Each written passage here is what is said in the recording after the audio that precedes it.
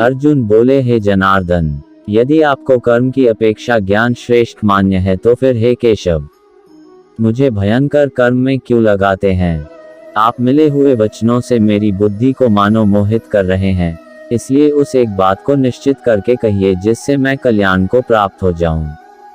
श्री भगवान बोले, हे निष्पाप, इस लोक में दो प्रकार की निष्ठा मेरे द्वारा पहले कही गई है। उनमें से सांख्य योगियों की निष्ठा तो ज्ञान योग से और योगियों की निष्ठा कर्मयोग से होती है।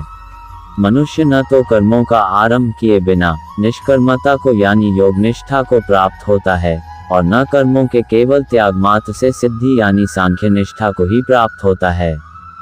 निस्संदेह कोई भी मनुष्य किसी काल में क्षण मात्र भी बिना कर्म किए नहीं रहता, क्योंकि सारा मनुष्य समुदाय प्रकृति जनित गुणों द्वारा परवश हुआ कर्म करने के लिए बाध्य किया जाता है। जो मुबुद्धि मनुष्य समस्त इंद्रियों को हठपूर्वक ऊपर से रोककर मन से उन इंद्रियों के विषयों का चिंतन करता रहता है, वह मिथ्याचारी अर्थात दंभी कहा जाता है। किंतु हे अर्जुन, जो पुरुष मन से इंद्रियों को वश में करके अनासक्त हुआ समस्त इंद्रियों द्वारा कर्मयोग का आचरण करता है, वही श्रेष्ठ है। तू शास्त्र विहित कर्तव्य कर्म कर, क्योंकि कर्म न करने की अपेक्षा कर्म करना श्रेष्ठ है तथा कर्म न करने से तेरा शरीर निर्वाह भी सिद्ध नहीं होगा। यज्ञ के निमित्त किए जाने कर्मों के अतिरिक्त दूसरे कर्मों में लगा हुआ ही यह मनुष्य समुदाय कर्मों से बंधता है। इसलिए हे अर्जुन, तू आसक्ति से रहित होकर उस यज्ञ के निमित्त ही भली भांति कर्तव्य कर्म कर। प्रजापति ब्रह्मा ने कल्प के आदि में यज्ञ सहित प्रजाओं को रचकर उनसे कहा कि तुम लोग इस यज्ञ के द्वारा वृद्धि को प्राप्त हो और यह यज्ञ तुम लोगों को इच्छित भोग प्रदान करने वाला हो। तुम लोग इस यज्ञ के द्वारा देवताओं को उन्नत करो और वे देवता तुम लोगों को उन्नत करें। इस प्रकार निस्वार्थ भाव से एक दूसरे को उन्नत करते हुए तुम लोग परम कल्याण को प्राप्त हो जाओगे। यज्ञ के द्वारा बढ़ाए हुए देवता तुम लोगों को बिना मांगे ही इच्छित भोग निश्चय ही देते रहेंगे। इस प्रकार उन देवताओं के द्वारा दिए हुए भोगों को जो पुरुष उनको बिना दिए स्वयं भोगता है, वह चोर ही है। यज्ञ से बचे हुए अन्न को खाने वाले श्रेष्ठ पुरुष सब पापों से मुक्त हो जाते हैं और पापी लोग अपना शरीर पोषण करने के लिए ही अन्न पकाते हैं, वे तो पाप को ही खाते हैं। संपूर्ण प्राणी अन्न से उत्पन्न होते हैं।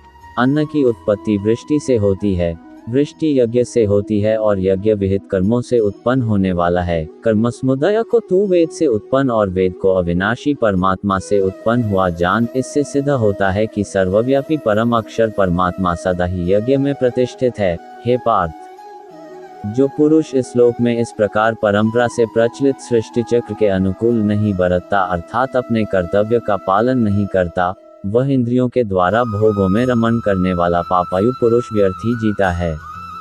परंतु जो मनुष्य आत्मा में ही रमण करने वाला और आत्मा में ही तृप्त तथा आत्मा में ही संतुष्ट है, उसके लिए कोई कर्तव्य नहीं है। उस महापुरुष का इस विश्व में न तो कर्म करने से कोई प्रयोजन रहता है और न कर्मों के न करने से ही कोई प्रयोजन रहता है तथा संपूर्ण प्राणियों में भी इसका किंचन मात्र भी स्वार्थ का संबंध नहीं रहता। इसलिए तू निरंतर आसक्ति से रहित होकर सदा कर्तव्य कर्म को भली भांति करता रह, क्योंकि आसक्ति से रहित होकर कर्म करता हुआ मनुष्य परमात्मा को प्राप्त हो जाता है। जनकादि ज्ञानी जन भी आसक्ति रहित कर्म द्वारा ही परम सिद्धि को प्राप्त हुए थे। इसलिए तथा लोक संग्रह को देखते हुए भी तू कर्म करने को ही योग्य है, अर्थात तुझे कर्म करना ही उचित है।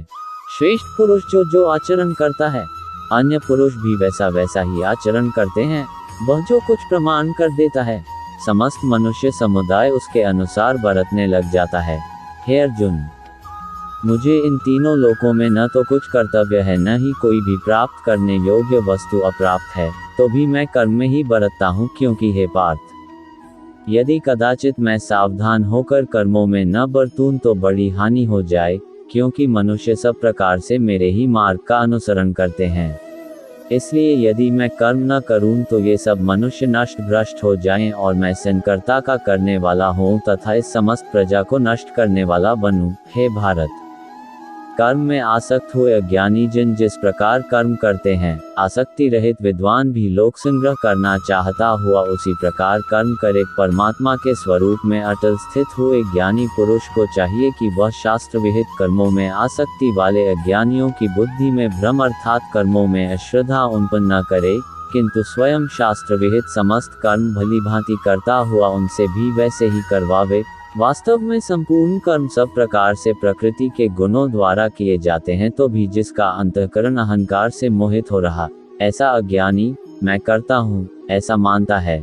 परंतु हे महाबाहो, गुण विभाग और कर्म विभाग के तत्व को जानने वाला ज्ञानयोगी संपूर्ण गुण ही गुणों में बरत रहे हैं, ऐसा समझकर उनमें आसक्त नहीं होता। प्रकृति के गुणों से अत्यंत मोहित हुए मनुष्य गुणों में और कर्मों में आसक्त रहते हैं। उन पूर्णतया न समझने वाले मंदबुद्धि अज्ञानियों को पूर्णतया जानने वाला ज्ञानी विचलित न करे।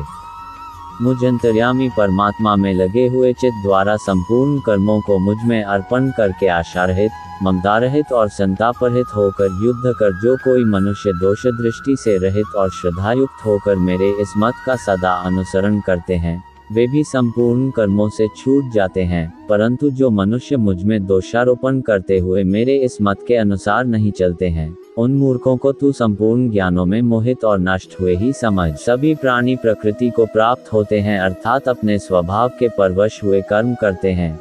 ज्ञानवान भी अपनी प्रकृति के अनुसार चेष्टा करते हैं, फिर इसमें किसी का हट क्या करेगा। इंद्रिय के अर्थ में अर्थात प्रत्येक इंद्रिय के विषय में राग और द्वेष छिपे हुए स्थित हैं। मनुष्य को उन दोनों के वश में नहीं होना चाहिए, क्योंकि वे दोनों ही इसके कल्याण मार्ग में विघ्न करने वाले महान शत्रु हैं। अच्छी प्रकार आचरण में लाए हुए दूसरे के धर्म से गुण रहित भी अपना धर्म अति उत्तम है। अपने धर्म में तो मरना भी कल्याणकारक है और दूसरे का धर्म भय को देने वाला है। अर्जुन बोले, हे कृष्ण, तो फिर यह मनुष्य स्वयं न चाहता हुआ भी बलात् लगाए हुए की भांति किससे प्रेरित होकर पाप का आचरण करता है। श्री भगवान बोले, रजोगुण से उत्पन्न हुआ यह काम ही क्रोध है। यह बहुत खाने वाला अर्थात भोगों से कभी न अघाने वाला और बड़ा पापी है। इसको ही तू इस विषय में वैरी जान। जिस प्रकार धुएं से अग्नि और मैल से दर्पण ढका जाता है तथा जिस प्रकार जेर से गर्भ ढका रहता है, वैसे ही उस काम के द्वारा यह ज्ञान ढका रहता है। और हे अर्जुन, इस अग्नि के समान कभी न पूर्ण होने वाले कामरूप ज्ञानियों के नित्य वैरी के द्वारा मनुष्य का ज्ञान ढका हुआ है। इंद्रियां, मन और बुद्धि, ये सब वास स्थान कहे जाते हैं। यह काम इन मन, बुद्धि और इंद्रियों के द्वारा ही ज्ञान को आच्छादित करके जीवात्मा को मोहित करता है। इसलिए हे अर्जुन, तू पहले इंद्रियों को वश में करके इस ज्ञान और विज्ञान का नाश करने वाले महान पापी काम को अवश्य ही बलपूर्वक मार डाल। इंद्रियों को स्थूल शरीर से पर यानी श्रेष्ठ, बलवान और सूक्ष्म कहते हैं। इन इंद्रियों से पर मन है, मन से भी पर बुद्धि है, और जो बुद्धि से भी अत्यंत पर है वह आत्मा है।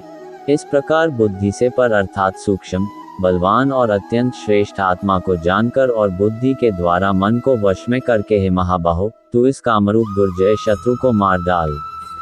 इस प्रकार उपनिषद, ब्रह्म विद्या तथा योग शास्त्र रूप श्रीमद् भगवद गीता के श्री कृष्ण अर्जुन संवाद में कर्मयोग नामक तृतीय अध्याय संपूर्ण हुआ सी।